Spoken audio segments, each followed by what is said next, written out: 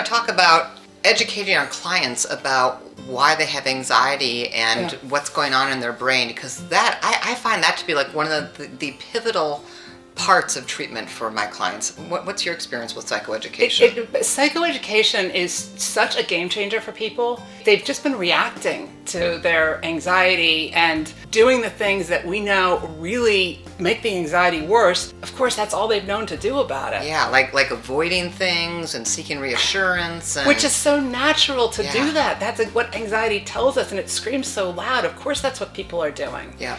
But psychoeducation helps people take a moment and think, wait, why? Let's look at how the brain's working. Oh, wow.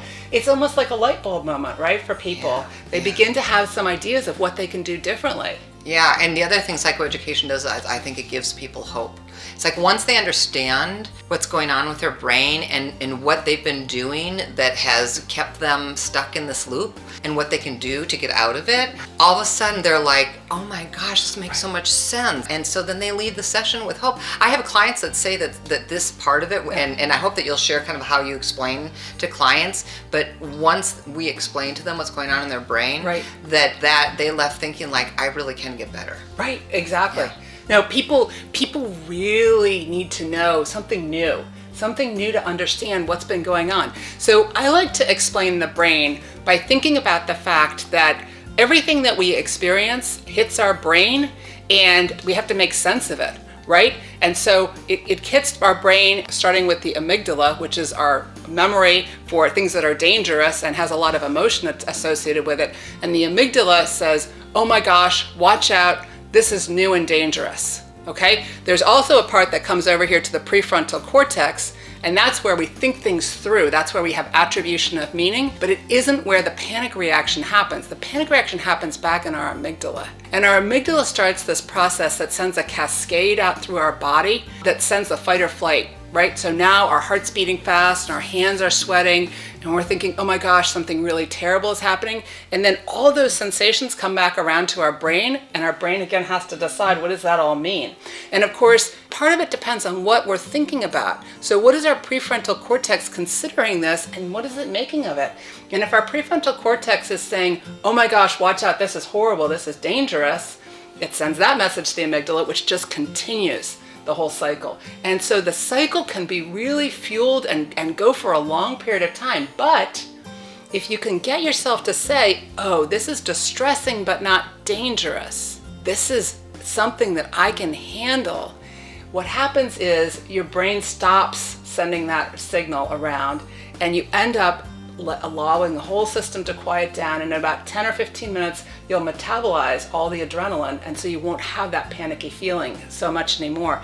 And it's a real game changer for people to understand we can't stop it from happening in the first place. Our brains sometimes get panicky. Of course they do.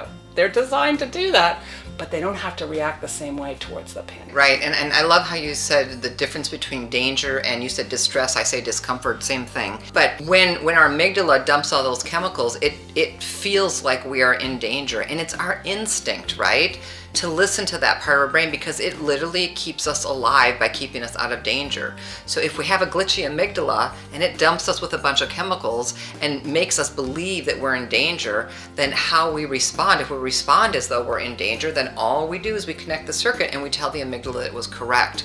But if we do what Elizabeth was talking about, which is begin to discern the difference between, is this danger or discomfort? And one of the ways that I help people do that is I have them look in the here and now, right now. Right.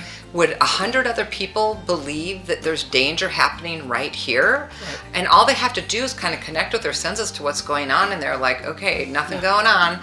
I'm sitting in a classroom listening to a boring teacher, or I'm driving the car. Right. I'm not actually getting in an accident. Nope. So then our clients can begin to realize, oh, I'm in a lot of discomfort because my glitchy amygdala just dumped a bunch of chemicals in me. I also want to highlight that you talked about 15 minutes because I think that's helpful as well, because I think most people, there's such an urgency to respond to that danger signal that it doesn't even occur to them to slow down and do nothing and just ride that wave of emotion. And it takes about 15 minutes if you don't respond to your amygdala for the amygdala to be like, maybe I was wrong.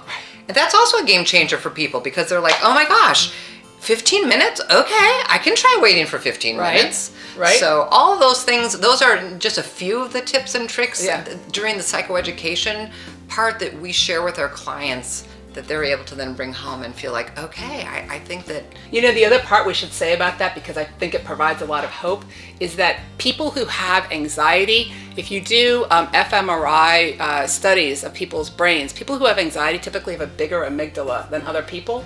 And after you do successful cognitive behavioral therapy with exposure and response prevention, which is what we're always saying, you find that people's amygdala shrinks. It comes back to a more normal level. There's less activity. Yeah, it's calmer. So you get changes in the prefrontal cortex and you get changes in the amygdala. And it's just so amazing for people to know they're not stuck with this. Yeah.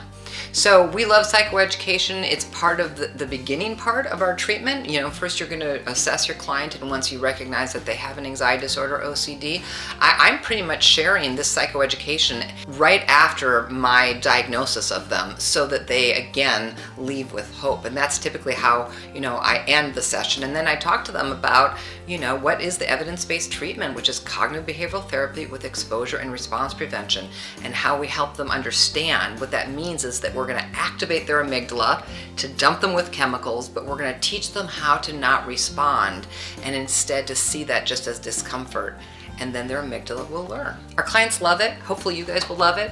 Tune in and watch more videos, and we're going to give you more ideas about how to treat anxiety and OCD. Yeah.